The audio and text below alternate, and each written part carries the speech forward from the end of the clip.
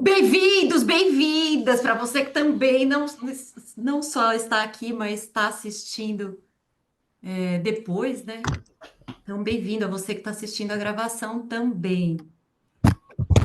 Esse é o 13º EPA, 13º Encontro de Práticas de Autoliderança, cujo tema é um novo olhar para a saúde mental nas organizações. É o olhar CATRES para a saúde mental nas organizações. Somos uma consultoria de desenvolvimento humano espiritual. Nos unimos aqui, nós três, com a intenção de levar um pouco do que as crises que a gente também teve relacionadas à saúde mental, dentro do organizacional, nos trouxeram de aprendizados, porque a gente acabou fazendo transições de carreira e hoje dedicamos a nossa vida à missão de levar cura para esses ambientes, assim como a gente trouxe esse processo de cura para as nossas vidas. A gente não fala o que a gente fala aqui de um lugar de ter lido livros sobre autoconhecimento ou autoajuda, ou de ter feito cursos e cursos com aprendizado intelectual, né? O que a gente traz aqui é um conteúdo que a gente vive por dentro, todo dia, o tempo inteiro. E olha que a gente ainda assim cai no automatismo. Mas somos humanos, né? E vamos conseguir assim até o fim da vida. Bora lá. Eu esqueci alguma coisa, gente? Não? Então tá bom. Deixa eu devolver aqui para a apresentação. Teve gente que chegou aí. Bem-vindo, quem quer que seja, porque agora eu tô com a tela compartilhada, não consigo ver todo mundo. Para nós aqui da Catres, o ser humano, ele tem todas essas dimensões, ele é composto por todas essas dimensões, né? No nível físico, intelectual, o relacional, o emocional. E o que a Catres faz é principalmente desenvolver a partir da inteligência espiritual o, a dimensão de quem eu sou, porque para a gente o espiritual nada mais é que a dimensão de quem eu sou. E isso a gente faz através do desenvolvimento da autoconsciência. A gente fala que a gente leva a inteligência espiritual como uma forma de desenvolver, de buscar responder a essa grande pergunta, né? Quem sou eu? E para vocês não falarem que a gente tirou isso de nenhum lugar, inteligência espiritual, ela foi um termo primeiramente cunhado. Gente, desculpa eu interromper aqui, mas é que eu tô vendo que tem gente entrando. Vocês estão com co-host? Quem tá com co-host consegue ver lá quem tá chegando? Ah, então tá bom, porque assim eu fico tranquila aqui. Pode ficar tranquila, tô Ah, então tá juntinho. bom. A primeira vez que o termo inteligência espiritual foi cunhado foi por Ken Wilber. Quem trabalha com RH pode ser que já tenha ouvido falar. Mas antes dele, em 1990, a gente teve o Daniel Goleman trazendo a inteligência emocional, né? A gente tem aí o mapa das inteligências múltiplas, mas a gente diz que o corporativo, principalmente o mundo ocidental, resolveu se voltar para a inteligência emocional com Daniel Goleman lá na década de 90. O termo inteligência espiritual propriamente foi cunhado pela primeira vez numa obra do Ken Wilber, mas a primeira obra publicada sobre o tema é de Dana Zohar e Ian Marshall. Foi a primeira obra que traz o tema, a Dana de Harvard, de MIT, eu não vou entrar muito nos currículos delas. A gente tem também a Cindy Wigglesworth, ela tem uma publicação que é o SQ21, que são as 21 habilidades da inteligência espiritual. Ela é uma ex-executiva de RH que tem uma consultoria e já trabalha com isso lá fora. E a gente tem também a Lisa Miller, que é alguém que também faz um belíssimo trabalho. Ela fundou o primeiro instituto de pesquisa na Universidade de Espiritualidade na o nome é Ivy League, me corrija se eu estiver errada lá, que você Em conhece mais o universidade, trabalho dela. em Universidade Ivy League, na Universidade de Colômbia. Perto de Ivy League, era Colômbia, isso que eu aquela queria que... saber, a pronúncia, mas é de Colômbia, tá Isso. bom. Faz um trabalho brilhante também nesse sentido. Cadê aqui?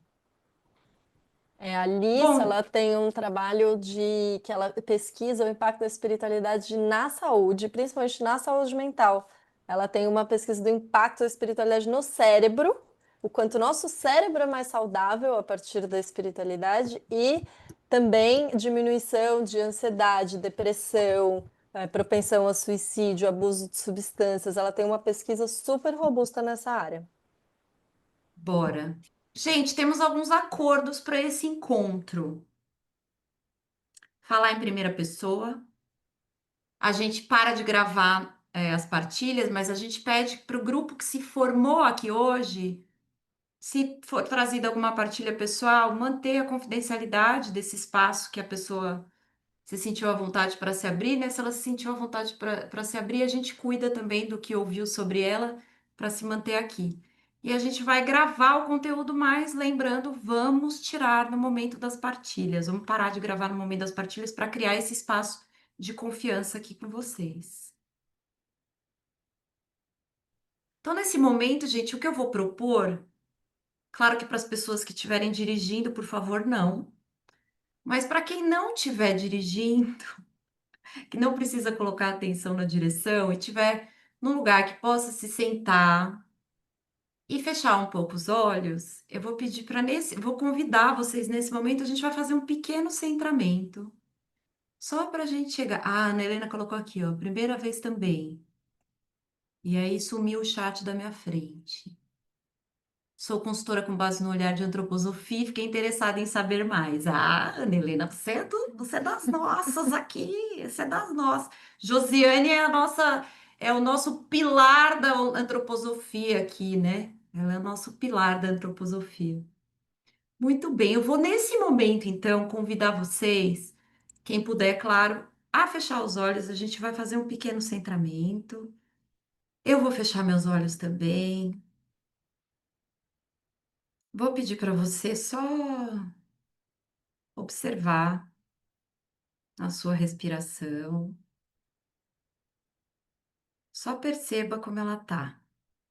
Não precisa modificá-la. Veja se a inspiração está mais longa que a expiração.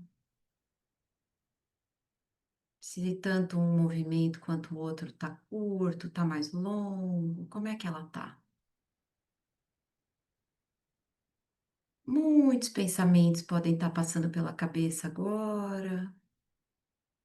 Eu vou pedir para você que na sua tela mental você vá fechando todos os pop-ups de pensamento que porventura pularem aí nessa sua tela mental. Vá dando xizinho em cada um deles.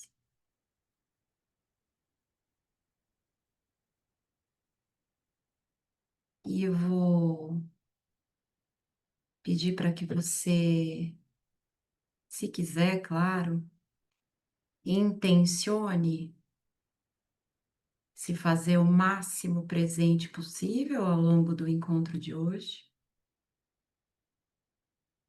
para se colocar nesse estado de presença aqui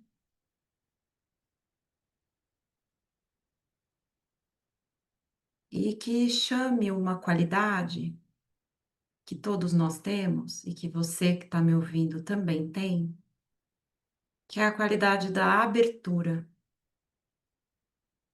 para se abrir para isso que a Catrice tem para entregar hoje para vocês. Esteja você aqui por uma razão pessoal, por uma razão profissional, ou para entender as necessidades da sua empresa, da organização para a qual você trabalha. Se conecta com essa intenção de estar aqui. Se quiser, nesse momento, fazer alguma pergunta que você gostaria de ver respondida até o final desse encontro, Pode ser que a sua intenção possa ser escrita em forma de pergunta na sua tela mental agora.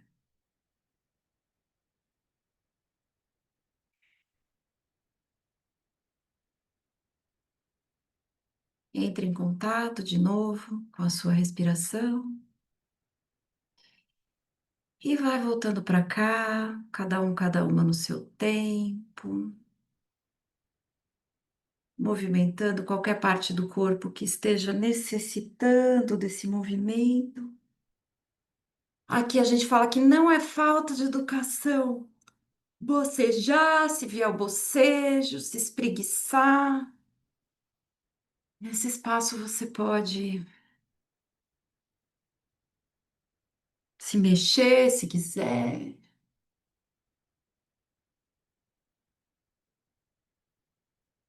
Raimundo está aqui com a gente, Raimundo. Que alegria.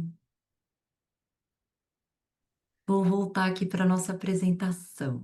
Quero, quero aproveitar para falar Ah, que eu vim não só com a curiosidade do meu ego para saber mais sobre o que vocês fazem, o que vocês estão propondo, mas também com o meu afeto, porque eu conheci vocês na Conferência Internacional do Patchwork lá em Portugal. Achei que é uma coisa realmente diferente, corajosa, porque se é difícil para mim, assim como eu sei que é difícil para todo mundo fazer um caminho pessoal de autotransformação, de aprimoramento, muito mais difícil ainda é fazer nas nossas organizações. Não precisa ser muito grande, não. Até na família é algo difícil de fazer. Então, eu trabalho no Ministério Público brasileiro e eu tive uma conversa rápida com a Laís, com a Josiane também, de lateral, assim, num evento lá. E a gente sabe que os desafios são enormes. Mas eu acho que assim como eu fiz a parte do Caminho de Santiago, e assim como o Caminho de Santiago é enorme, né? A cada passo a gente pode ir alterando as coisas. Então, são esses pequenos passos, a capacidade de poder ir vivendo a cada dia, né? E a cada pequena experiência. Então, eu quero aqui fazer uma fala de reconhecimento e de afeto por vocês, por essa coragem de fazer esse trabalho e por se lançar desta forma, né? Eu já estou me estendendo muito. Muito obrigado por estar aqui, tá? agradeço suas palavras, Raimundo. Muito obrigada. Não só pela sua presença, mas também pelo seu afeto. A gente já sentiu ele hoje. Muito obrigada. Agora acho que a Josi, já conectando com o que o Raimundo falou. Pois é. Já mesmo. Então, sejam bem-vindos todo mundo nesse 13º EPA.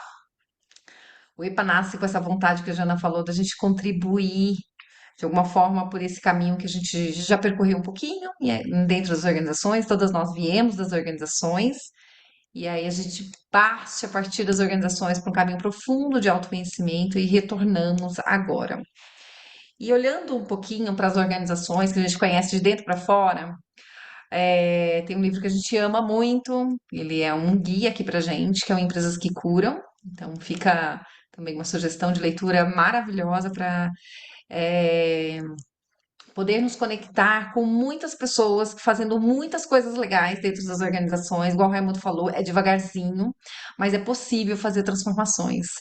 Então, a gente acredita que se, assim como o autor, se você não escolher conscientemente fazer parte, colocar uma intenção de fazer parte da cura das organizações, eu estar, né, criando espaços e políticas e valores, colocando valores vivos dentro das organizações, colocando valores não, né? Deixando os valores vivos que já existem aflorar, os mais altos elevados humanos, colocando isso de uma forma intencional a serviço das organizações, se a gente não fizer isso, a gente vai fazer parte de uma não intencional, sem querer fazer parte do sofrimento e do adoecimento dentro das organizações.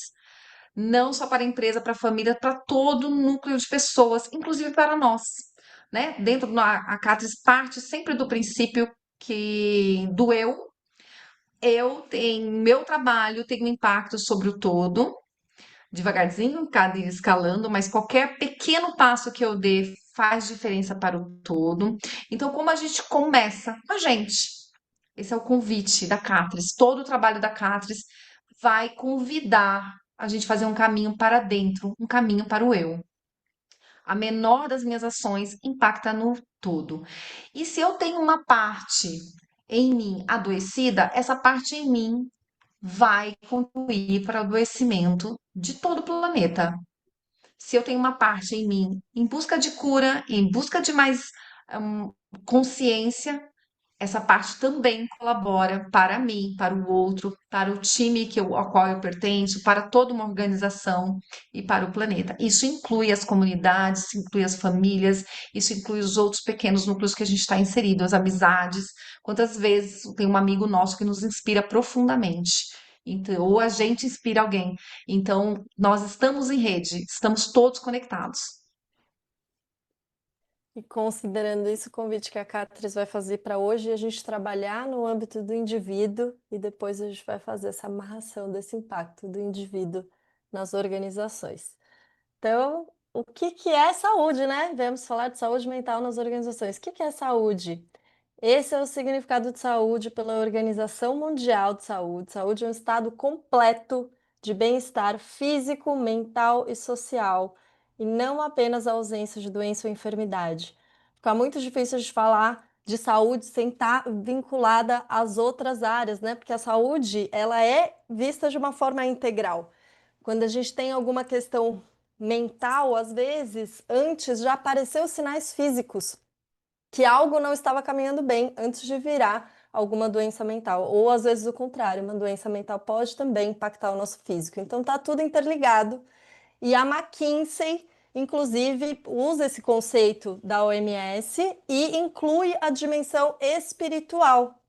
Então, esse desenho aí que vocês estão vendo é do novo modelo de saúde da McKinsey. Ela considera a saúde espiritual como um estado de conexão consigo e com algo maior do que si, e um estado de completa presença, né? Um estado de consciência e presença, de estar enraizado no momento presente. Então, só para trazer que saúde espiritual já é algo que tem sido falado dentro das organizações também, além da inteligência espiritual que a gente trouxe antes. Pode passar, Ju. Mas e aí, estamos perto ou longe desse estado de completo bem-estar em todos os níveis? Longe, né? Estamos longe desse estado de completo bem-estar. Brasil, primeiro lugar em casos de ansiedade, segundo país com maior nível de estresse e burnout, quinto lugar em números de depressão. Pode passar mais um, Ju. A gente tem o maior número de afastamentos, teve, né, o maior número de afastamento por ansiedade e depressão nos últimos 10 anos. E solidão é declarada epidemia global pela OMS. Acho que são dados que você já conhece, muitos talvez pessoas aqui estejam passando por questões também de saúde, ou pessoas próximas, ou mesmo nas próprias organizações, né? E aí, Josi? Exato. Numa nova era, né, uma era da comunicação, sou suspeita, sou publicitária de formação, então a gente nunca esteve com tanto contato com informações aparentemente conectados, então, o que é muito bom, é uma maravilha da tecnologia. Eu mesmo tenho um irmão que mora fora, por acaso hoje ele está aqui, mas mora em outro país, e assim, é incrível, né? Posso falar com ele todos os dias se eu quiser. Então, nunca na história humana a gente teve esse grau de possibilidade, então nós nunca estivemos tão conectados, teoricamente, mas também nunca estivemos tão adoecidos. E como que nós estamos mais conectados, ao mesmo tempo mais sozinhos, numa epidemia de solidão? Ou seja, tem algo que está descasado aqui, né? Que a gente precisa olhar profundamente para isso, para as nossas relações humanas. Pode pensar. E aí é um quiz rapidinho, mas a gente traz um dado muito interessante, que é o que mais mata pessoas globalmente, né? A gente tem terrorismo, assassinato, guerras e suicídio como possibilidades aí. E quem chuta, pode ser no chat, quem quiser falar alguma coisa. Se a gente está falando de saúde mental, acho que o povo até já sabe a resposta, né? Mas Eu talvez tô, eles não conheçam o outro dado. É, pode falar lá. eu tô surpreso que deve ser o suicídio, né? O suicídio mata mais do que terrorismo, assassinato e guerras somados. Somados. Eu fiquei muito em choque com esse dado, e aí por isso que a gente traz. O suicídio tem em torno de 600 mil mortes ano.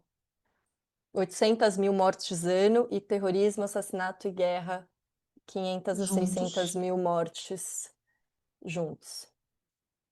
Pois é. Então, né, tem algo aí. A gente sabe que o suicídio ele não é, ele é um processo final de um adoecimento grave. E então, hoje realmente é uma questão seríssima. A gente sabe que a gente não pode divulgar tanto, porque tem a questão de poder incentivar indiretamente, de forma consciente, mas é algo gravíssimo, gravíssimo. Eu fiz um trabalho voluntário em 2020 para o SUS, para implantação de um tratamento de linha para saúde mental, saúde de adolescentes e jovens. E eu tive acesso aos dados de suicídio de adolescentes e jovens adultos. É assustador os dados. Então a gente está falando de algo muito sério. E antes era uma coisa muito. Ah, eu conheço alguém, conhece alguém, conhece alguém muito longe. Hoje faz parte da história das famílias, hoje faz parte da história dos amigos. Então a gente está conhecendo, está chegando mais próximo de nós. E antes tem um quadro que poderia, né, ser tratado antes de chegar nesse ponto. Tá? A crise de mental, a crise de saúde mental que nós estamos vivendo, a gente acredita fielmente que é uma crise muito maior. Ela é um sintoma de uma crise existencial, uma crise mais profunda. E o que é uma crise existencial? É a gente chegar num ponto de a gente não saber quem a gente é de verdade. Então, ao mesmo tempo que essa crise ela é um sintoma, a gente convida a todos a olhar para esse sintoma de uma forma a gente começar a decifrar o que está por trás desse sintoma, desse sintoma, aparentemente. E a psicanalista Maria Homem de Mello, também bastante pessoas conhecem, ela é bastante famosa, ela traz como o que a gente está vivendo é uma crise generalizada de sentido da vida. Então, essa crise, ela quer dizer algo a mais para gente. E aqui o Viktor Frankl, a gente depois tem um slide falando um pouquinho dele, mas também traz como essa crise ser um chamado para quem, para nossa existência, quem a gente é de verdade. O Viktor Frankl, ele é um neuropsiquiatra, né, fundou a logoterapia e a análise existencial, mas ele também é conhecido como o pai da terceira linha de psicologia, que é a logoterapia, mas que dá quando eu sofro, mas esse sofrimento tem um sentido, ele deixa de ser sofrimento. E aí ele traz como a saúde mental está baseada em um certo grau de tensão entre aquilo que já se alcançou e aquilo que se deveria alcançar. A gente vai decifrar, caminhar por esse encontro com essa frase aqui. Então a gente vai decifrá-la também um pouquinho. Ou seja, é um hiato entre o que eu sou e aquilo que eu deveria ser. Essa lacuna é que está a saúde mental. E a gente vai caminhar um pouquinho com isso. Eu vou falar um pouquinho da minha história. Eu, em 2015, 2016, com assim, um auge em 2017, eu tive um burnout. Eu tive um pós-parto, e na sequência eu trabalhava na área de vendas. Trabalhava muito, muito, muito, muito, muito, muito. Minha filha tinha um distúrbio no sono. Depois eu fui também descobrir que é um sintoma de um autismo. E trabalhava 12, 13, 14 horas por dia. Encontrei no trabalho a minha fuga, mas sem dormir muitos, muitos meses, inclusive.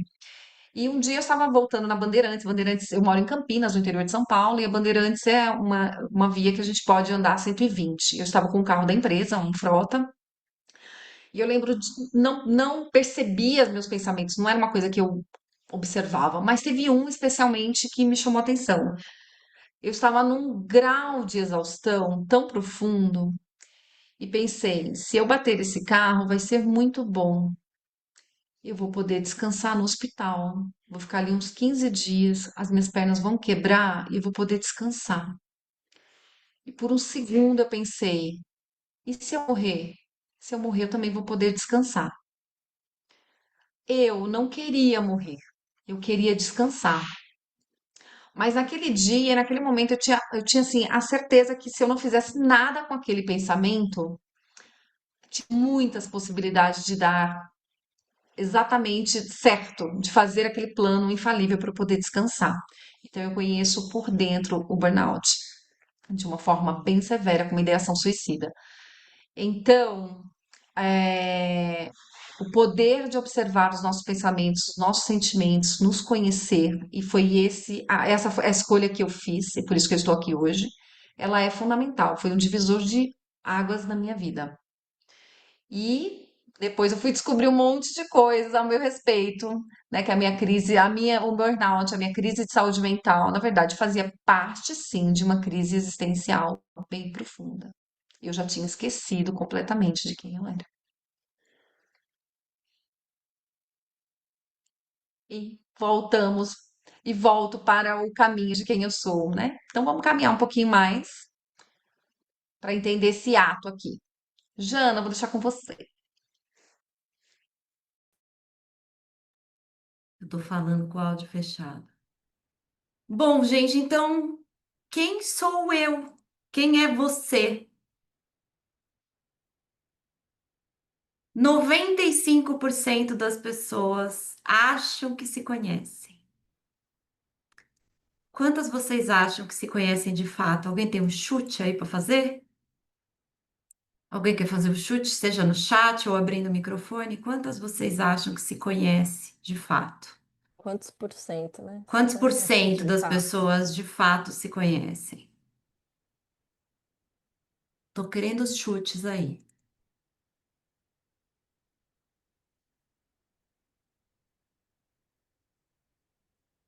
Temos um chute no Ainda não chat. encontrei uma.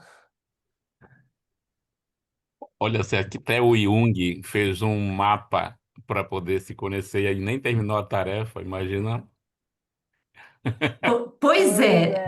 a gente sabe que é um trabalho que realmente não tem fim, mas, segundo o estudo da doutora Tasha, de 10 a 15% das pessoas realmente se conhecem. E como o Raimundo bem disse, se nem Jung chegou até o final da vida com o trabalho dele concluído, tenho para mim, de acordo com as minhas crenças, que isso é trabalho para mais de vida. Então, saber quem se é trabalho à beça. Mas estamos aqui para fazer. E como é que a gente começa a fazer esse trabalho, pelo menos de acordo com a visão da Catris, tá, gente? É descobrindo quem não sou eu. O primeiro passo é descobrir como eu não sou eu hoje. E aí a gente entra neste pequeno grande tema, nas máscaras, porque elas são o que na verdade eu não sou. Uma versão idealizada de quem a gente acha que precisa ser. Com o tempo, a gente passa a acreditar que a gente é essa versão ideal que a gente inconscientemente criou, porque a gente não faz isso de maneira consciente. E isso nos afasta de quem a gente realmente é. A gente colou nesta máscara, estamos nos relacionando em muito desta máscara para com o mundo, para com a gente mesmo, inclusive, porque ela faz a gente ficar em auto-engano, inclusive, ela faz a gente não olhar nem para o nosso pior, porque a gente tenta esconder o nosso pior com ela, e com isso a gente esconde o que a gente tem de melhor para entregar para a gente mesmo e para a vida. Só que a gente já está tão colado nela que o trabalho precisa começar por aí, para a gente começar a entender o que que é máscara e o que que sou eu de verdade E essa é a proposta que a Catrice tem, é isso que a gente faz, é disso que se trata o nosso trabalho, e vocês vão ter um pequeno teaser de como é que a gente faz isso. Então, É, vamos lá fazer. Fala lá. eu quero só complementar que a Ah, máscara, muitas vezes ela se parece com a nossa melhor qualidade. E esse é o desafio que a gente tem, de abrir mão dela. E às vezes a gente pode estar olhando, ah, não, não sei se eu tenho uma máscara exatamente e tal, acho que, né, não consigo identificar muito claro a minha máscara. Tem uma forma de identificar a nossa máscara, que é a voz do nosso crítico interno. Sabe aquela voz que fica, eu deveria ter feito tal coisa, e se eu tivesse feito aquilo, ai, mas eu preciso fazer, eu tenho que fazer tal coisa. Toda essa voz crítica interna de quem você deveria ser, o que você deveria ter feito, o que você deveria fazer, é a voz da tua versão idealizada, da autoimagem idealizada que está dizendo que você deveria ser algo que você não é. Você deveria ser uma versão perfeita. Essa voz é uma voz que vem dessa camada da máscara. Conhecem essa é- voz, gente? Eu deveria, eu tenho que, eu tinha que ter feito tal coisa. É isso.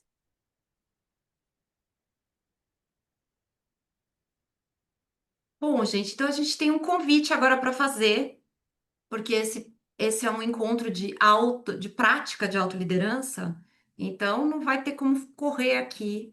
A gente tem uma reflexão aí para propor, então a gente gostaria que vocês lessem este material que segue e refletissem sobre a qual grupo desses aqui eu pertenço. Leiam as frases de cada um dos grupos, veja com qual ou quais mais você se identifica. Então, a gente vai dar uns 3 minutinhos aí, até 19 e... Eu sou ótima de conta, tá? 19h46, 7, Tô agora que pensando virou. só se vale a pena ler as frases se alguém estiver no Ah, vou carro. ler, vou ler, vou ler, vou ler. Bom, grupo um, gente, se quiser acompanhar pela minha voz, se estiver no carro, é verdade, bem lembrado.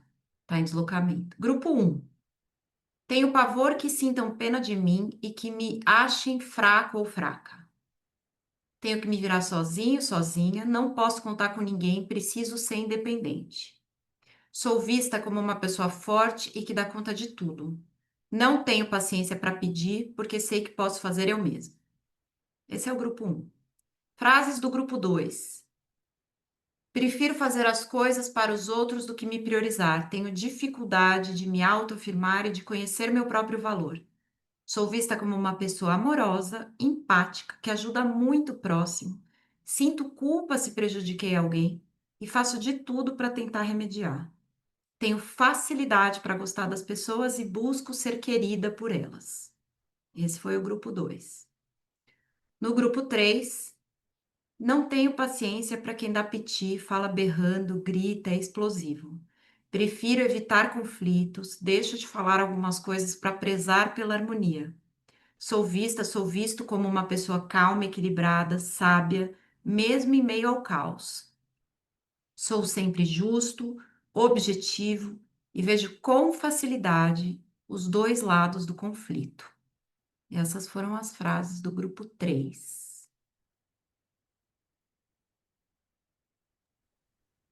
Queremos saber quais vocês se identificaram mais.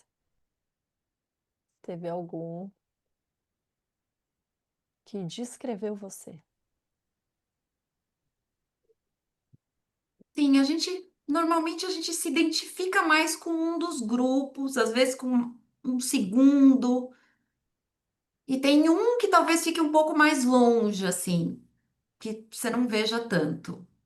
Mas a gente quer que vocês façam essa identificação com vocês mesmos. Sim, A Cristina falou, me vejo no grupo um e 2. A Marina falou no 2. Tá, muito Muito bem. bom. Podemos seguir? Gente, eu quero ver todo mundo. Aí eu deixo a minha telinha que tá o Zoom aqui e não enxergo nada da apresentação, entendeu? Então vamos lá entender um pouquinho, gente, o que a que cada um desses grupos corresponde, né? A que máscaras corresponde. Então, temos aqui na Catrice a gente se baseia em três máscaras, né? A gente fala que a gente divide esses três grupos, na verdade, são representações, são frases representativas de três máscaras. Todos usamos as três, mas é como eu disse, a gente prefere uma, é, usa duas, e tem uma terceira que fica às vezes um pouco de canto, e são elas poder, amor e serenidade. A máscara do poder, eu já estou até olhando o relógio aqui para a gente poder chegar onde a gente imaginava chegar a 1 hora. Para não ficar só uma pessoa cuidando do tempo, também estou cuidando do tempo. A máscara do poder tem uma ideia de si de sempre poderosa. É aquele grupo 1 lá. O que que ela evita? Vulnerabilidade. Ela não pode entrar em contato com a vulnerabilidade dela. O que que essa máscara inibe? Amorosidade.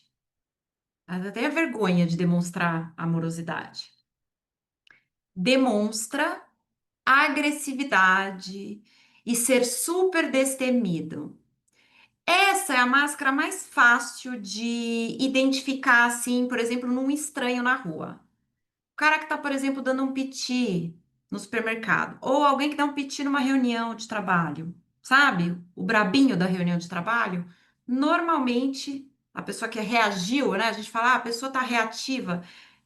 Tem todas as máscaras têm suas reações correspondentes. Mas a do poder, ela fica muito nítida, porque a pessoa reage emocionalmente mais na raiva, um pouco mais de agressividade. No ambiente organizacional, talvez fique um pouco mais sutil, né? A agressividade, o tom hostil. Mas quem está usando esse tom, por mais sutil que seja, está usando a máscara do poder. Tem alguma coisa para complementar, meninas, para ajudar na. No ambiente organizacional, geralmente é aquele que vai na frente, que fala em nome das outras pessoas. Então, não, deixa que eu vou ir lá e falar. Então, tem uma reclamação para fazer, eu vou lá e falo, e me coloco na frente. Ahn, Geralmente, ou está sempre sobrecarregado, porque deixa que eu faço, não pede ajuda, porque vai mostrar sua vulnerabilidade. Então, dá para perceber no ambiente organizacional, geralmente, essas pessoas. Então, são aquelas que vão na frente, fazem, pega tudo para fazer e faz sozinho, sem ajuda. Dou conta de tudo, pode mandar. Pessoa, né? Dou conta, dou conta. Aqui não tem tempo ruim. Aqui a gente pega e faz. Quem fala desta máscara? Posso falar. Josiane.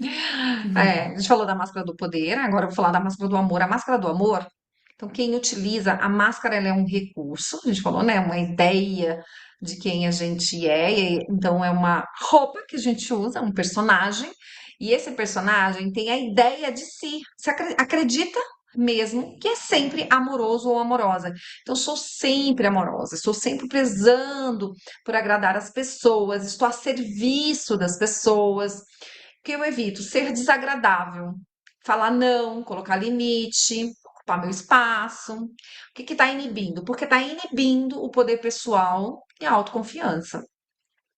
Demonstra uma submissão, às vezes é oculta, é fofinha, então é aquela pessoa mais fofinha, e ser menos do que se é. A pessoa abre mão do seu poder pessoal, então ela vende uma ideia de que é fraquinha, de que precisa sempre. Ah, essa pessoa sempre precisa de ajuda, que ela não dá conta, e ao mesmo tempo que ela está cuidando das demandas de todas as outras pessoas. Também cria sobrecarga desse lugar. Geralmente, a máscara do amor, a pessoa que utiliza esse recurso não vê com bons olhos quem usa a máscara do poder. Então, existe um contraponto aqui entre essas duas. E, ao mesmo tempo, quem usa a máscara do poder e vê essa pessoa toda amorosa também tem tem ali um conflito, uma dinâmica conflitante entre essas duas personalidades, que na verdade são as personas. Gente, a verdade é que quem se identifica com a sua máscara gosta dela. Contar pra vocês. A gente gosta da máscara que a gente se identifica e não gosta muito da outra. Então, vocês podem ver como é que vocês vão se sentindo conforme vai ouvindo o que a gente está dizendo a respeito de cada uma delas. Pode ver que você fala, esse aí que se submete, que faz tudo para agradar. Ai, você tá fazendo assim? Provavelmente não é essa que você mais usa. Então, vai se observando aí enquanto a gente vai dando essas características. Lá, você vai falar alguma coisa. Um exemplo da máscara do amor no trabalho é aquela pessoa que, se alguém pede ajuda, primeiro que se coloca para ajudar o outro, às vezes abrindo mão da própria tarefa. Eu tô com um monte de coisa para fazer, mas eu vou deixar as minhas de lado para poder ajudar o outro. Normalmente isso aparece no trabalho. Eu lembro É a uma vez. pessoa, é a pessoa que normalmente fala assim, né? Eu ajudo tantos outros, tanto, que às vezes até esqueço de mim. Então, se você tem por hábito, por exemplo, falar isso, muito provavelmente essa é a sua máscara predileta. Isso, que tem dificuldade de se impor, né, de ser assertivo, de colocar limite, de sustentar o poder pessoal. Pode passar para a próxima, que agora vamos para a máscara da serenidade. Máscara da serenidade tem a ideia de ser uma pessoa sempre equilibrada, né? Uma pessoa sábia que está sempre sob controle, no equilíbrio. Normalmente, quando a gente pensa em alguém espiritualizado, a gente tem a ideia dessa máscara, dessa pessoa serena, mas muitas vezes é só uma máscara, porque uma pessoa verdadeiramente espiritualizada é uma pessoa real, que sente todos os sentimentos, que conhece a sua raiva, que conhece do seu ser, é uma pessoa autêntica. Mas às vezes a gente põe essa imagem de que eu preciso ser, para eu ser uma pessoa espiritualizada, eu preciso estar sempre ali equilibrado e não sentir raiva. Tem gente que fala, não, nem não sinto raiva, não tenho esses sentimentos dentro de mim. Todo mundo tem, gente, faz parte. Raiva é importante, é energia vital, inclusive para a gente conseguir colocar limite. Mas a máscara da serenidade faz essa ideia de uma pessoa sempre equilibrada, evita o descontrole emocional, inibe a própria sensibilidade e demonstra um distanciamento emocional, uma indiferença. É aquela pessoa que às vezes você quer brigar, você não consegue, porque essa pessoa foge. Ela não consegue sustentar o conflito. É aquela pessoa que muitas vezes você não sabe o que está acontecendo dentro dela, que você quer às vezes chacoalhar, falando, mas o que você está sentindo? Ela separa. Por quê? Muitas vezes ela é uma pessoa muito sensível, mas é tanto sentimento que ela teve que separar. Então, ela se tornou uma pessoa muito racional para não entrar em contato com aquele turbilhão de emoção que era muito difícil, muito caótico. Então, ela evita entrar em contato com as emoções porque às vezes descontrola mesmo. Então, quando a pessoa é muito racional, às vezes até quando ela entra no sentimento, abre a torneirinha e ela não consegue mais parar de chorar, porque vem muita coisa.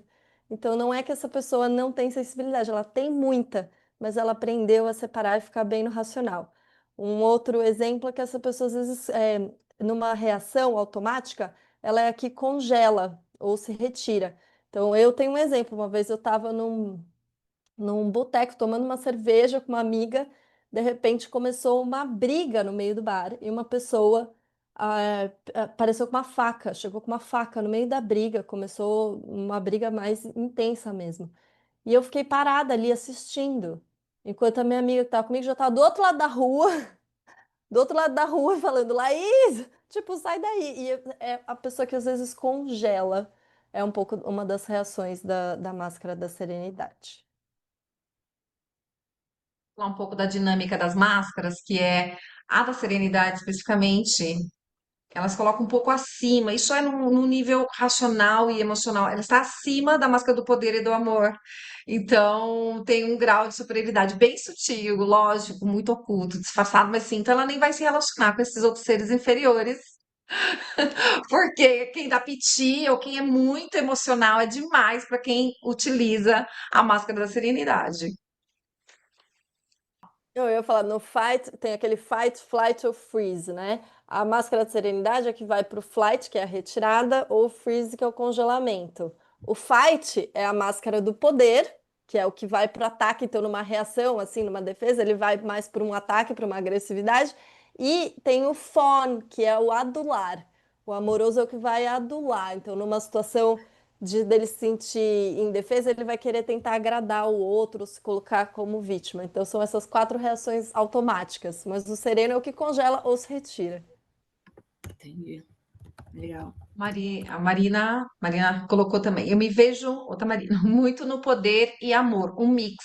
Realmente existe, é um mix. E muitas vezes separado por área. Então, no meu casamento, na minha casa eu uso tal, no meu trabalho eu uso tal máscara. Também pode ser. Ou com essa pessoa eu uso essa máscara. E esse é o convite, né? A gente descobrindo isso, né? Qual máscara eu uso em que momento? E a máscara a gente conhece pelas reações automáticas. E aí, quando eu coloco a minha atenção e a minha consciência para estudar o meu automatismo, esse é o caminho para a gente, né, ampliar nossa consciência para além das máscaras. A gente vai falar mais um pouquinho na sequência. Bom, gente, agora a proposta é que vocês entendam esse conteúdo, só que não daqui, de outras dimensões. Então, o que que eu vou propor? Que vocês novamente fechem os olhos, se sentem de maneira ereta. Vejam se vocês estão ouvindo a música, me confirmem. Tá bem baixinha mesmo. Então, podem colocar, por favor, os dois pés no chão, colocar as mãos sobre o colo, alinhar a coluna, levar de novo a atenção para a respiração. E vou pedir para que você busque na sua memória um momento da infância em que talvez as coisas não tenham saído do jeito que a sua criança queria, na hora que ela queria, do jeito que toda criança deseja as coisas que ela deseja. Muitas vezes, as crianças são contrariadas pelas figuras de autoridade. Como então a sua criança reage ao que acontece nessa cena? Você se congelou? Não se permitiu sentir naquele momento? Você se submeteu à autoridade, mesmo sentindo muita dor? Você se rebelou, ficou muito bravo e fez birra? Para ser aceito, para ser aceita, você precisava ser uma criança forte, não podia chorar, não mostrar fragilidade, insegurança? Ou a sua alternativa foi ser a boazinha, obediente, a que agradava todo mundo? Ou ainda, você escolheu agir de maneira calma, tranquila, não dando trabalho algum, ficando completamente na sua? Você reconhece essas máscaras ainda hoje em sua vida? Vá deixando o seu inconsciente te trazer essas informações. Não freie os pensamentos, só deixe eles passarem. Se você disse um sim quando na verdade queria era dizer não, usou sua máscara do amor. Se impulsivamente tomou uma decisão da qual logo depois se arrependeu, usou sua máscara do poder. Quando se calou, mesmo tendo muito a dizer, usou sua máscara da serenidade.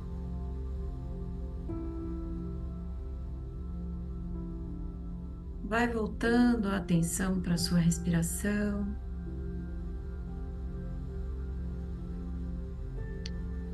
E vai voltando para cá. Cada uma no seu tempo.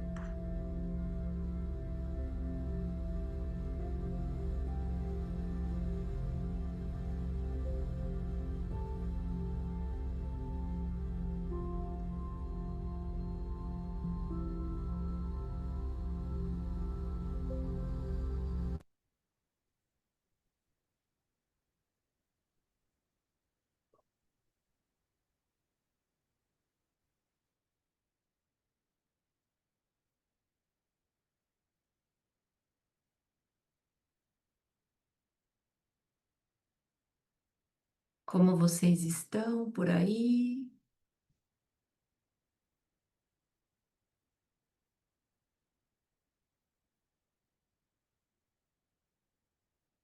Todos bem? Porque às vezes a gente leva para a infância, pode vir alguma coisa aqui e a gente quer confirmar se está tudo certo. Muito bom. A gente tem um campo que cuida desses mergulhos que a gente faz e ainda bem, né? A Marina falou: nós temos uma máscara específica ou podemos ter várias de acordo com a vida pessoal, profissional, etc.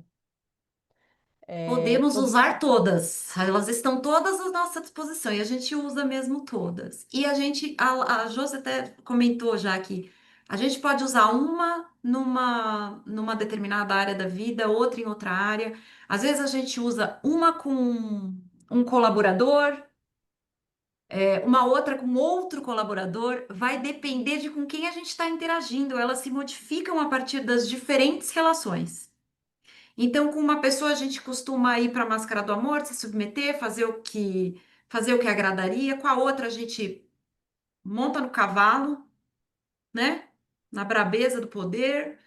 E com outras a gente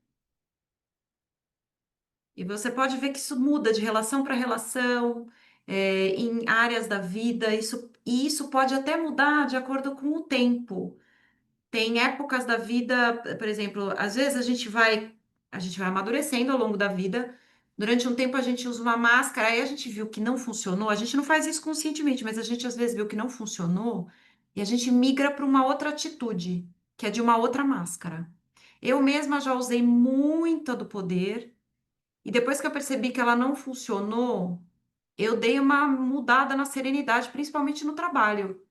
As pessoas achavam até que eu era calma, tranquila, só que por dentro não era nada disso, gente. Nunca foi lá dentro. Mas a máscara funcionou, a da serenidade, assim, no final. E normalmente a serenidade é a última, é a última que a gente vai, assim, que a gente recorre quando as outras duas não funcionaram. Então a gente pode mudar de máscaras ao longo da vida aí fazendo uma substituição quando a gente viu que uma não tá dando certo. E elas nenhuma dá certo, tá? Deixa eu contar para você que nem a da Serenidade, nenhuma funciona, nenhuma. E são elas que é por causa delas que a gente faz esse encontro, que a gente faz o que a gente faz nas organizações, porque são elas que nos adoecem. Sim. Mas não quero dar spoiler. Não quero dar spoiler. E a gente usa essas máscaras de forma inconsciente. A gente realmente acha que faz parte de nós, mas ela é uma defesa. E eu ia falar alguma coisa disso da defesa, esqueci. Às vezes é mais difícil a gente identificar a nossa do que a do outro. O que eu ia falar é isso. Às vezes, assim, vocês até ouvindo, talvez vocês até tenham pensado em algumas pessoas que vocês conhecem, são próximas. Isso aqui é muito amor, isso aqui é total poder, isso aqui é total serenidade. Às vezes, por exemplo, a gente conhece alguém que é aquela pessoa que está toda bancando durão e tal, mas por trás você sente uma vulnerabilidade, uma fragilidade ali. A pessoa está lá bancando. Às vezes a gente sente essa nuance. Às vezes a própria pessoa da máscara do amor, que você faz um elogio e a pessoa não consegue receber, ela se coloca menos. Toda vez que você faz um elogio, ela, ai, não, imagina, eu não sou assim, não sei o que, se coloca menos. E você consegue ver o poder real que ela tem e ela não se apropria. Então, às vezes a gente consegue perceber essa nuance por trás, mas a nossa máscara, quando é com a gente tem mais dificuldade também de reconhecer. Tá aí o gabarito. Se vocês quiserem fazer um print, fiquem à vontade para poder depois retomar, se identificar, ver aí o que que mais fez sentido para você, porque isso é autoconhecimento puro, gente. O poder é o eu faço, o amor é o eu sinto e a serenidade é o eu sei. Se E tivesse vai um para um olhar verbo, né, mais para cada lúcido. uma dessas máscaras, o verbo é esse para cada uma delas. A Aline colocou aqui no chat. É muito interessante essa questão das máscaras. Foi por conta de utilizar muito uma delas como forma de aceitação, adaptação, que acabei adoecendo e ficando afastada por 8 meses do trabalho. Retorno às atividades na segunda-feira. Primeiro, sinto muito, Aline. né, pelo seu adoecimento. Segundo, te agradeço por esse relato, porque é isso. Você resumiu o encontro inteiro, Inteiro. inteiro, nessa frase. É por isso que a gente acredita tanto que falar das máscaras é o caminho para a gente trabalhar a saúde mental dentro das organizações. A gente acredita mesmo. É isso. Acreditamos que não, né, não só falar, mas ensinar as pessoas a identificarem, a encontrar saídas, recursos internos, que é possível viver para além das máscaras, é possível trabalhar para além das máscaras, é possível se realizar, inclusive, para além das máscaras. Esse é o intuito da Catris. Ela nasceu para isso. E porque a máscara, na verdade, também ela tem um papel importante, já entrando aqui no tema, né? A máscara, a gente vai conhecê-la por vários nomes, né? A gente já falou de autoimagem idealizada, como máscaras, máscaras sociais, como defesas, persona, tem vários nomes. Falso eu, também já em algumas literaturas já li como falso eu. Então, qual é o papel da máscara? A máscara ela é um recurso, quando nós somos crianças, importantíssimo. Porque a criança tem necessidades, como nós também temos, e elas têm necessidades específicas de amor, de proteção, de segurança, de nutrição, de ser vista na sua individualidade como um ser único, de ser escutado, de ser acolhido. Várias necessidades reais a nossa criança tem, e as crianças todas têm, as que a gente tem como filho também. Só que nós, né, hoje, como a organização de sociedade, família, nós não conseguimos atender 100% das necessidades de uma criança. E quando isso acontece, dói profundamente, tem uma dor emocional, né? E temos casos de dores físicas, né? Em casos de abusos mais graves, né? Dores, abuso psicológico, mas assim, todos nós, independente se temos abuso ou não, traumas ou não, passamos por dores na nossa infância. Quando a criança passa por dor, ela sente a dor, ela entende que ela está sentindo dor e que ela não quer dor, ela quer prazer. E ela está sentindo dor porque ela tem algo nela que está errado. E ela vai começando a criar adaptações no seu ser, tirando parte, reprimindo, a gente não tira, né? A gente reprime parte de quem a gente é, ou acentuando outras características para, de certa forma, como uma forma de proteção, para se proteger e para se adequar àquele ambiente. Então, o papai e mamãe, isso a gente aprende a fazer bem cedinho, né? Até sou mãe, então assim, quando eu li muito na maternidade, então tem algumas coisas assim, a criança, ela sorri, né? Aprende a imitar você sorrindo. Então você fica mais com ela porque é agradável vê-la sorrindo. Ela aprendeu que sorrir, ela vai ter mais da atenção. Então ela vai ser uma criança, por exemplo, que vai sorrir bastante para chamar a atenção, agradar, fazer gracinha. E só a gente observar um pouquinho, criança, a gente já vai vendo como elas vão fazendo isso. A Janaína trouxe uma visualização que é para a gente recorrer da gente, adulto.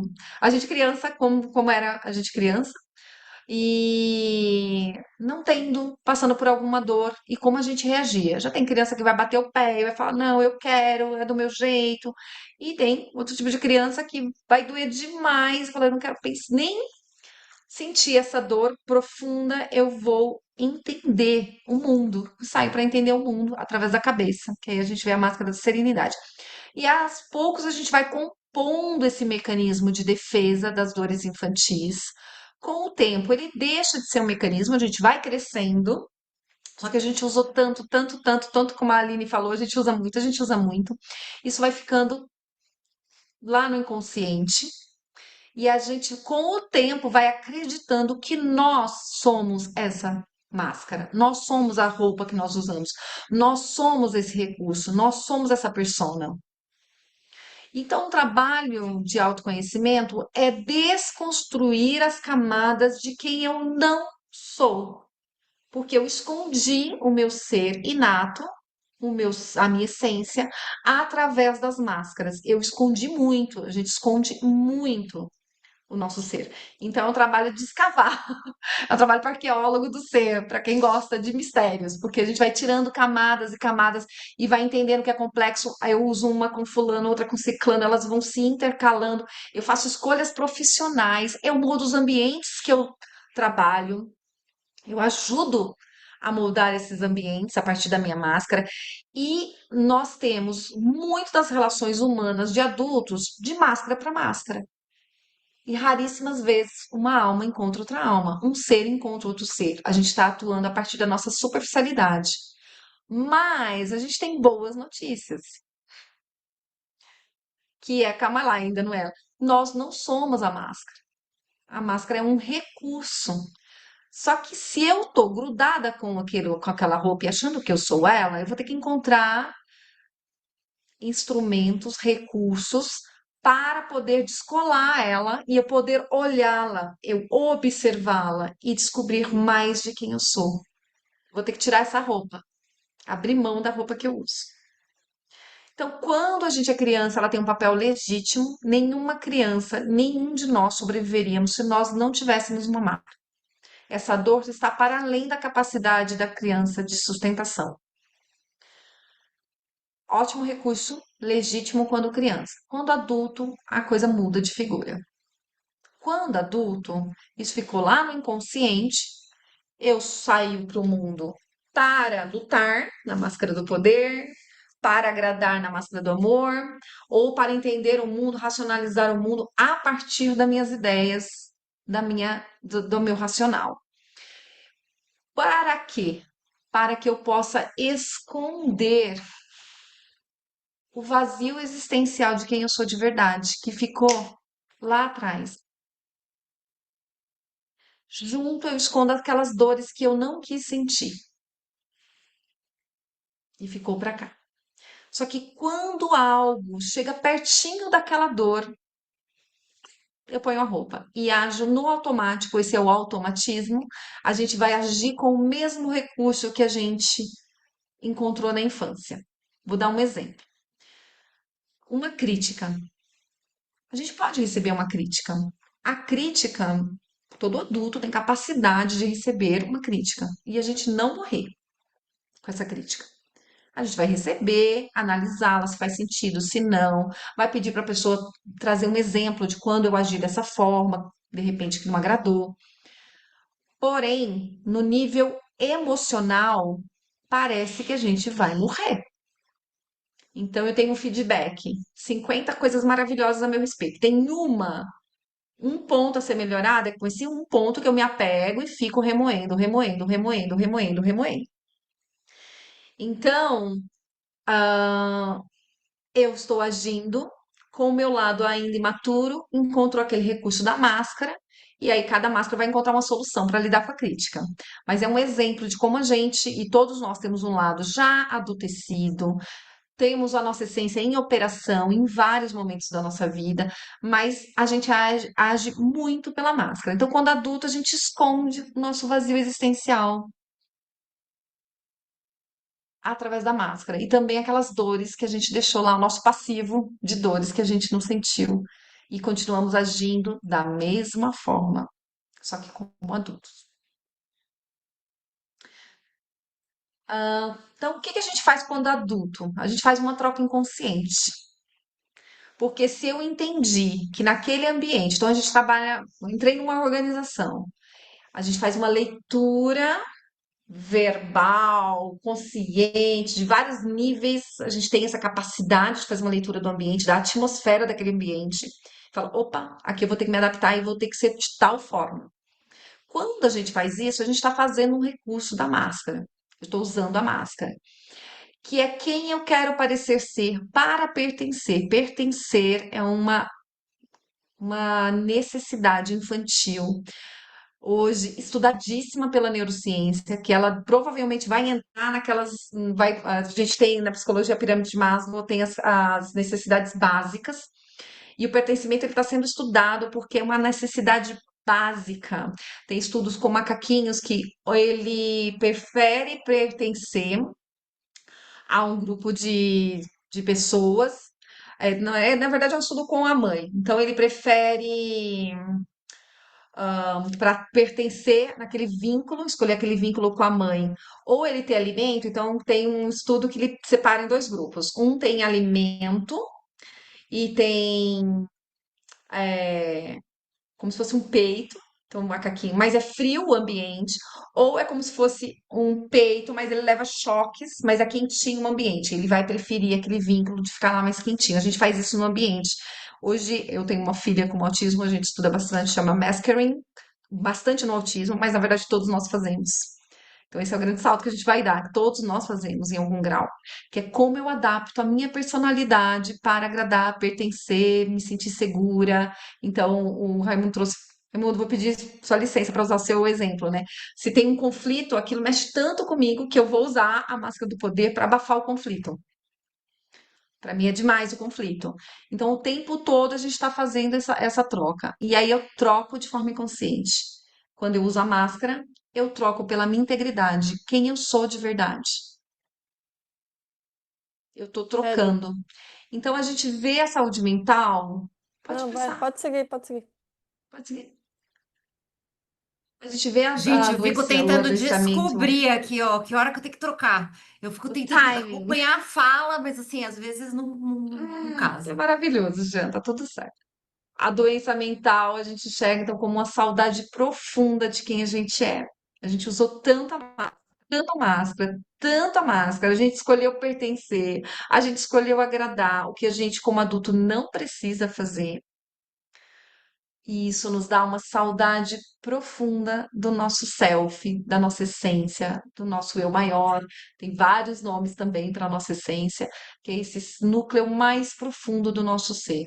E nesse lugar eu sou autêntico e tenho saudades.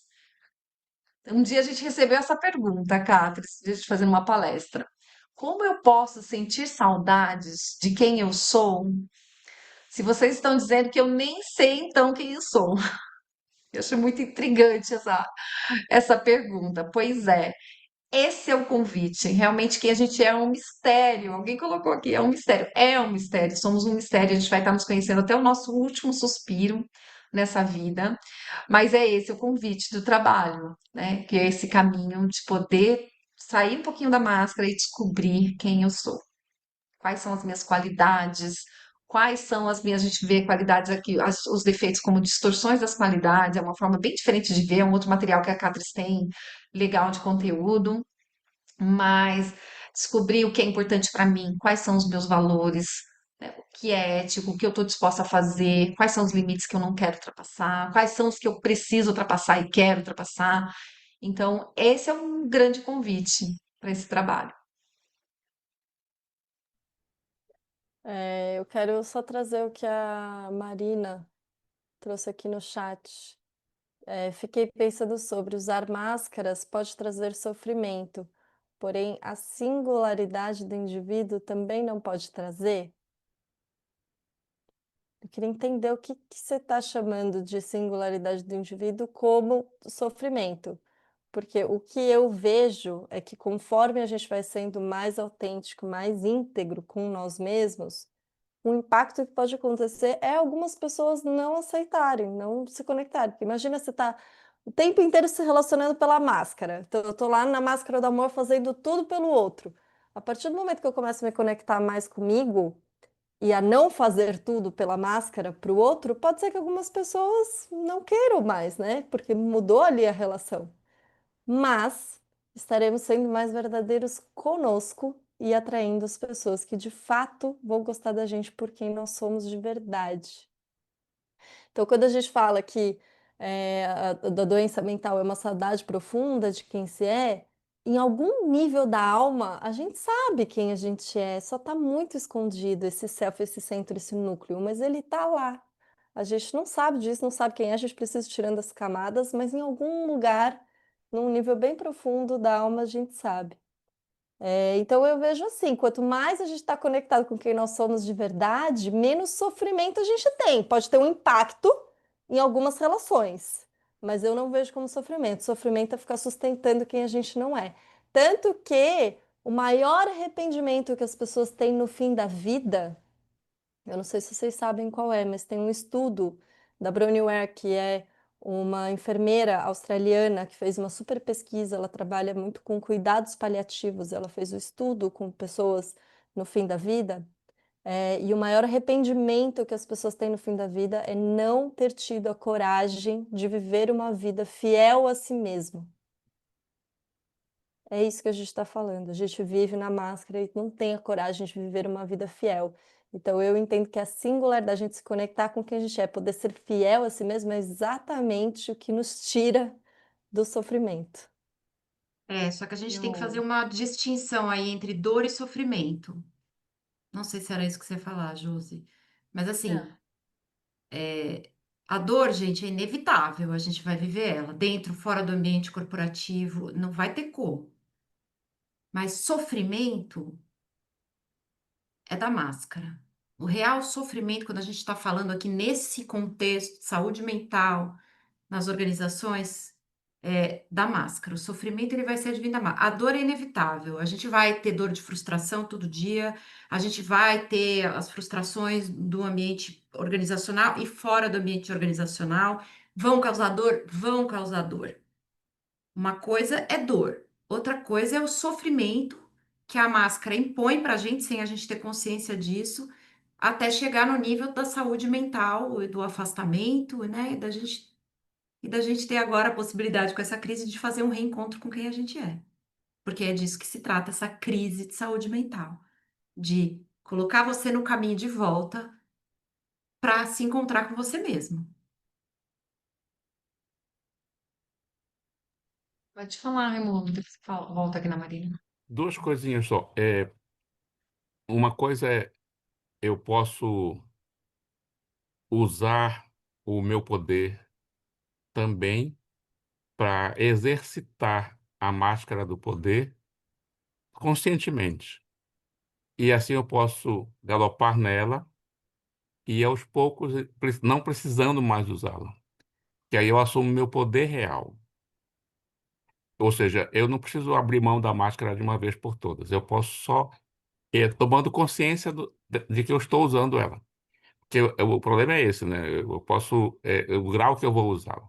E a outra coisa é que as máscaras que a gente escolhe, elas trazem, obviamente, uma essência real nossa. Elas só são um superdimensionamento de algo, uma distorção de algo que a gente tem de verdade. Então, eu me aproprio desse algo que eu tenho de verdade. E aí eu não preciso mais inflar, distorcer, e eu vou para o ponto real, digamos assim. Então, eu não preciso aqui e agora fazer um compromisso de que eu não vou precisar mais usar a minha máscara. Eu Nem posso, dá, eu posso até ficar nem dá. brincando com usar a máscara mesmo, para eu poder abrir mão dela. Com isso, eu posso ter o controle sobre ela, e não ela o controle sobre mim, né? Muito obrigada pela contribuição, Raimundo. Gente, é isso. Não É, vai dar para largar a é, máscara de hoje para amanhã, não, não, viu? Não dá. não mesmo. É nesse sentido que eu queria falar com a Marina, que é assim. ah, então, eu agradeço, Raimundo, que é no mesmo sentido, que é assim. A máscara, ela utiliza das nossas melhores qualidades, as mais potentes, mas ela é fake, ela não é real. Então, o Raimundo trouxe o exemplo do poder. Eu uso o meu poder, eu tenho poder, todos nós temos poder. Eu tenho amor, eu manifesto amor, eu manifesto serenidade, eu manifesto várias qualidades muito boas. Essa máscara rouba da nossa essência, cria o personagem e faz a gente acreditar nele ou superdimensiona mesmo, como o Raimundo trouxe. Então, eu sou Super-herói. sempre muito poderosa. Deixa comigo que eu sempre faço, que eu vou resolver. Sempre. Não vou pedir ajuda para ninguém. Então, eu descobri com 32 anos, no pós-parto do meu filho, arrastando um móvel. Minha mãe falou: por que você pediu ajuda? A primeira vez que eu me perguntei por que eu não pedi ajuda. Eu nem sabia, eu não sei pedir ajuda. Eu fui aprender a pedir ajuda. Eu não tinha isso dentro de mim. Então, eu tinha, mas estava escondido, bem escondido, não era um recurso. Eu realmente minha visão de vida era faça tudo sozinha. Então, a máscara, ela tem um quê de verdade, mas ela não é a verdade. Então, quando a gente vai, e a máscara, ela passa de ser um automatismo, quando eu dou uma descoladinha dela, meu ser real vê a máscara e usa como recurso. Tem gente que eu vou realmente ter que lidar com a máscara, não tem como. Tem situações que eu vou lidar com a máscara. Eu sei que eu tô na máscara. Eu opto pela máscara. O problema é a gente usar sem saber e acreditar que a gente é aquilo. Esse é o grande, isso cria o sofrimento, porque eu estou descolada de quem eu sou de verdade. E como a máscara rouba realmente as nossas qualidades para fazer o personagem, a gente vai ficando desvitalizado. Então é um outro sintoma de máscara, é a gente sentir cansaço, um cansaço, exaustão. É porque eu estou sustentando muito tempo a máscara. A natureza é muito sábia e a gente passa por crises na nossa vida. A crise é uma forma da nossa própria autoconsciência, que a gente também tem aula sobre isso aqui, mas é do nosso eu maior, da nossa parte essencial, de falar, calma, aqui nessa situação que tem muita coisa que está sustentando o que é falso, o que é da máscara. Então eu entro numa crise, aquela parte daquela personalidade desestrutura, para que venha o novo, para que venha o real e o verdadeiro. Então já existe na nossa vida já existe uma sabedoria intrínseca que traz o nosso eu verdadeiro. Sempre que a gente tem uma crise, que significa que a gente fez muitas negligências antes da crise para poder gerar uma crise. Então já existe. Mas o sofrimento, que é isso que eu queria falar, é assim, se eu entendi que quando eu coloco um limite, aquela pessoa vai deixar de falar de mim, e por isso eu vou sofrer, a máscara vai te convencer que agradá-la é melhor. Ela vai procurar te dar ela vai dar um jeito, a gente vai chamar isso de autoimagem idealizada, que ela vai virar esse tirano interno, falando: se você fizer isso, ninguém vai gostar de você. Se você fizer isso, você vai ser demitida. Se você fizer isso, você não vale nada. Se a gente for olhar as nossas vozes internas, a gente ouve esse ruminar o tempo todo. O que você fez não foi bom. Você não devia ter falado desse jeito, devia ter feito dessa forma. Esse projeto aqui não vai dar certo. Então, ela vira um tirano interno. Isso é o sofrimento. Quando eu opto pelo meu ser essencial, e que não é fácil, a gente vai aprendendo devagarzinho. Eu tiro a máscara, deixo um pouquinho da minha essência aparecer, volto a usar a máscara, tiro um pouquinho. A gente vai ter esse cuidado, e a natureza é sábia, a própria vida é a própria escola, ela vai trazendo. Mas o sofrimento, de fato, é a gente saber, no fundo, que aquilo não é real, que em algum nível. Então, gente, um lugar que eu acho que é muito fácil de ver, a gente vê mensagens de WhatsApp, ou te chama para um evento, você não quer ir. Eu vou inventar uma desculpa para falar que eu não quero ir, que não vai ter nem negociação, alguém ficou doente. Então, que não tem jeito, que eu tive um compromisso. Você sabe que aquilo não é verdade. Isso eu estou falando de uma coisa que é consciente, mas a maioria das coisas é inconsciente. Só que tudo passa pela nossa consciência e a gente sabe que não é real. Lá no fundo, lá numa consciência mais profunda. E isso gera sofrimento. O nosso ser real não gera sofrimento. Não tem a menor possibilidade de gerar sofrimento. Pode gerar dor, a Janaína É, trouxe, mas sofrimento não. O sofrimento é a gente saber. É dor na consciência, minha mãe diria no passado. Você tem dor na consciência? É dor na consciência inconsciente que a gente tem. Eu poderia ter amado mais aquela pessoa naquele momento, eu poderia ter dado mais do meu ser naquele momento, eu poderia ter pedido ajuda, eu poderia ter feito tantas coisas. E isso gera um sofrimento. A gente saber que a gente tem mais recursos internos e a gente não usa e prefere a máscara. eu Mas, gente, quero calma, complementar. é muita coisa, né? É Calma. É, muita Assim, coisa. gente, não dá para tirar a máscara, tá? A gente tá. Primeiro Não, você precisa identificar quais você usa, reconhecer em que momentos você está usando. Olha, disse um sim, querendo falar não. ter É consciência dela. consciência, gente. Consciência. Não vai dar para arrancar a máscara amanhã e falar, agora eu sou quem eu sou. Pera, não. calma. Eu quero trazer uma diferença da máscara e da qualidade real de eu maior e de essência. As nossas qualidades reais, a gente manifesta elas, às vezes, né? O poder, o amor, a sabedoria. Às vezes a gente manifesta isso de forma distorcida, mas é muito difícil a gente sustentar isso 100% do tempo. A máscara, ela está dizendo que você precisa ser sempre poderoso. Porque se você não for, você não tem valor. Você precisa ser sempre amorosa. Se você não for, você não tem valor. Você precisa ser sempre equilibrado. Se você não for, você não tem valor. A máscara, ela cria essa prisão de que eu preciso ser sempre assim. É muito diferente da essência, da qualidade genuína da essência mesmo, que é quando eu simplesmente sou amoroso, demonstro meu poder, né? Sou poderoso, sou sábio, que é uma manifestação mais fluida do nosso ser. Não é uma prisão de que eu preciso ser sempre assim. Então, só para trazer isso ajuda a diferenciar um pouco. Acho que uma forma também de simplificar é a máscara é o meu ser está servindo a serviço do externo. É o externo que está ditando como eu tenho que ser, o que eu tenho que sentir, o que eu tenho que fazer. É uma bela diferença. E o seu ser é de dentro para fora. Quem eu sou. E eu vou me É relacionando no isso. mundo a partir de quem eu sou. Na máscara, o Vou agradar valor, todo mundo? Não. quem está ditando o meu Ai, valor Marina. é o externo. É como eu preciso ser vista para o externo me valorizar. Se eu fizer isso, o externo vai me amar e aí eu tenho valor. E no eu real a gente não precisa. O nosso valor a gente já sabe. A gente se dá isso. Quando a gente É. aprende fazendo esse trabalho, removendo um pouco dessas camadas, olhando para essa máscara, a gente se dá isso que a gente tanto quer receber de fora.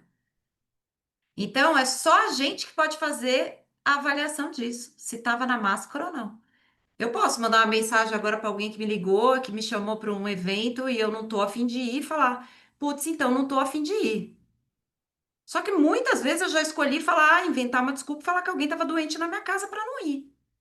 Tava na máscara enquanto estava respondendo dessa forma e isso não era verdade. Hoje eu tô na verdade de falar de que não tô a fim de ir. Hoje eu consigo me dar o direito de desagradar o outro para me agradar.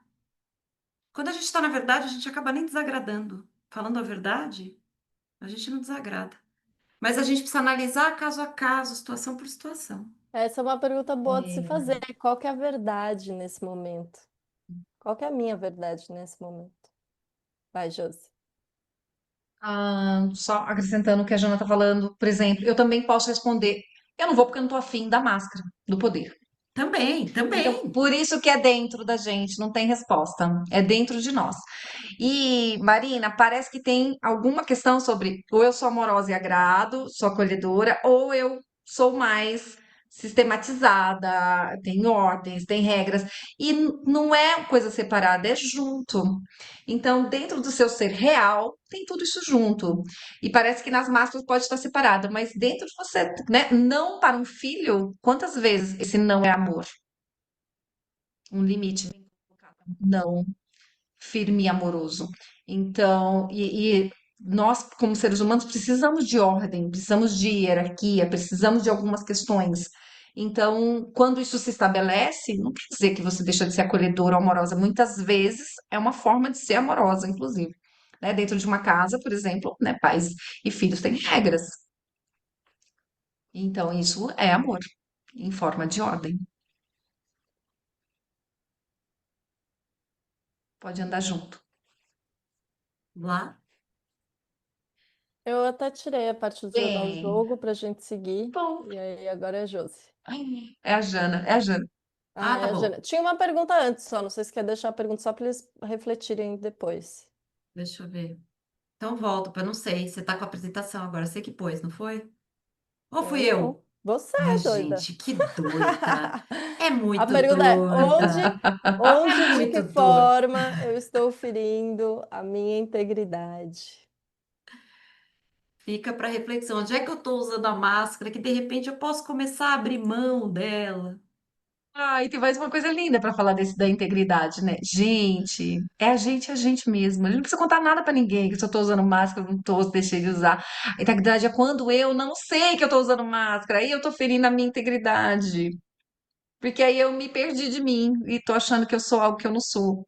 Que eu Um estou reflexo buscando automático. valor, estou buscando esse valor externo. É quando eu estou buscando Isso. esse valor externo, eu não É sei a o meu gente com valor a gente real, mesmo. né? Gente, o que sobra quando as máscaras caem? Porque elas vão caindo bem devagarinho, tá? Elas vão se dissolvendo devagarinho conforme a gente vai reconhecendo elas e podendo abrir mão, onde é possível abrir mão. O que que sobra? Esse ser humano incrivelmente imperfeito e que todos podemos buscar ser E só assim que a gente estimula outras pessoas, quem trabalha com a gente, a nossa equipe, quem está acima da gente, quem está do nosso lado, a fazer o mesmo. É podendo a gente ser quem é, a gente consegue mostrar como o outro também pode ser ele. É só fazendo, não é nem pelo exemplo, gente, é sendo. Sair do super-herói perfeito, poder Exato. ser humano. Jô, você quer falar? Mas e a gente entende que, né, as organizações são os maiores aglomerados humanos. Pode ser que tenha alguém aqui que não seja de organização, não tem problema. Estamos em rede o tempo todo. Então, qualquer transformação, qualquer trabalho no nível organizacional, ele tem um impacto imenso e pode transformar, inclusive, o nosso planeta. Esse trabalho, a gente acredita que começa comigo, começa com o eu. E como a gente está em rede, é um pequeno trabalho, numa célula, numa pessoa, depois um pequeno time. E isso vai mudando tudo à nossa volta. Se a gente tiver, né, falar, o que que a máscara indica? A máscara indica que tem dor por trás, uma dor de uma necessidade não atendida daquela pessoa.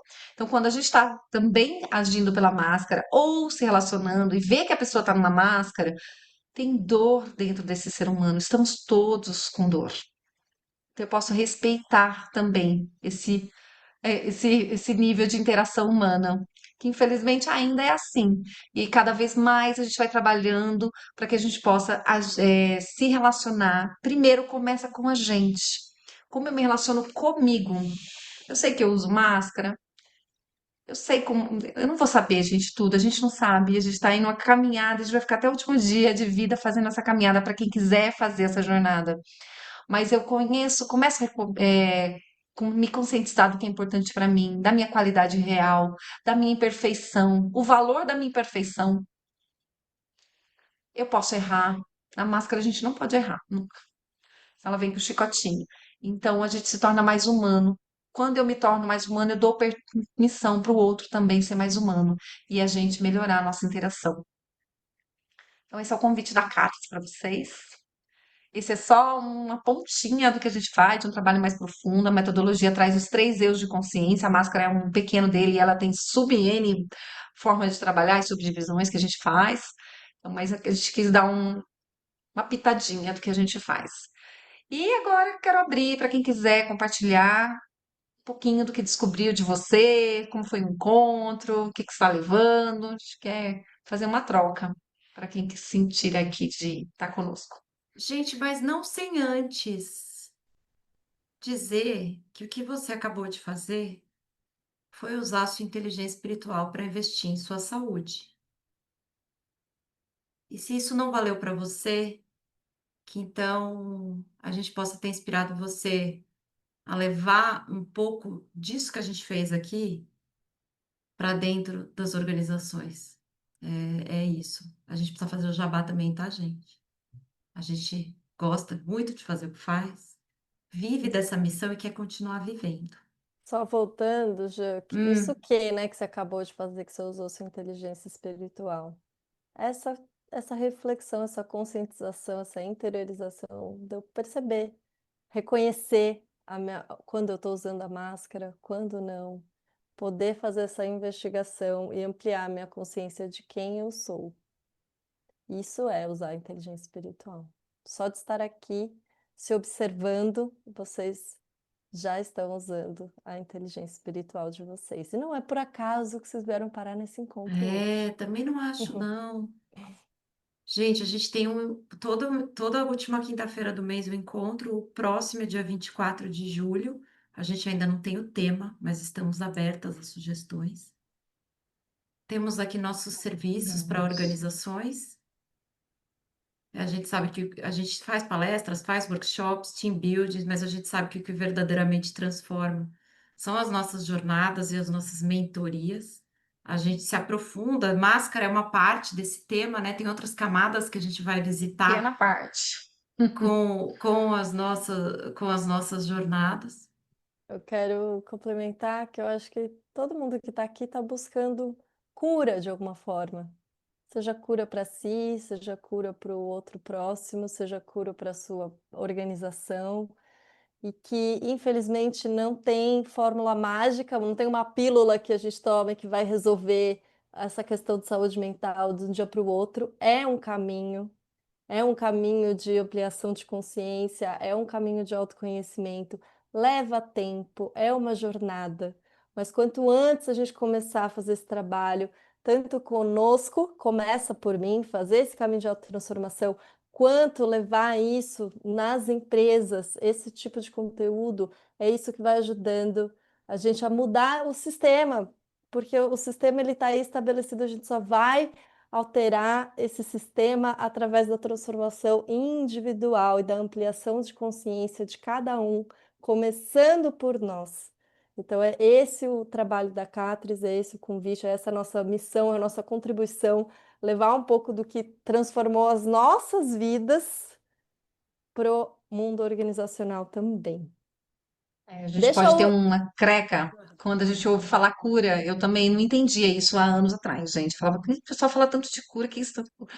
Chegou num lugar para mim que cura é consciência. E eu sou uma buscadora de consciência. E toda vez que eu tenho uma consciência, uma partinha minha se cura. Aí eu fiz as pazes com a cura.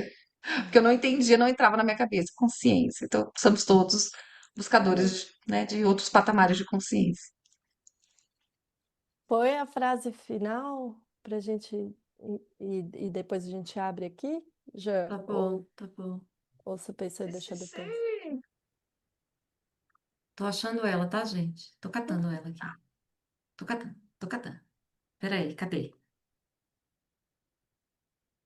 Siga as nossas redes, venham no próximo mês, no próximo encontro, sugira temas. Gente, Autoconhecimento. Vai, Jã, vai. fecha aí. Autoconhecimento é o maior poder que se tem e esse poder é imenso. Essa frase é baseada na palestra dos ensinamentos do Petworth, na verdade, não me lembro a palestra, eu acho que é a 151. 151. É, É, tá vendo? A gente é boa nesse trem, tô quase virando um glossário. O Petworth é o caminho de autoconhecimento e autodesenvolvimento, e também, por que não chamar de um caminho espiritual, que foi o que eu, a Laís e a Josi escolhemos seguir. É a base do trabalho que a gente entrega, porque a gente fala que, por mais que a gente não esteja trazendo o Petworth como ele é mesmo, como ele acontece, né? Porque o Petworth é um caminho enorme de desenvolvimento de muitos e muitos anos, a gente é o Petworth.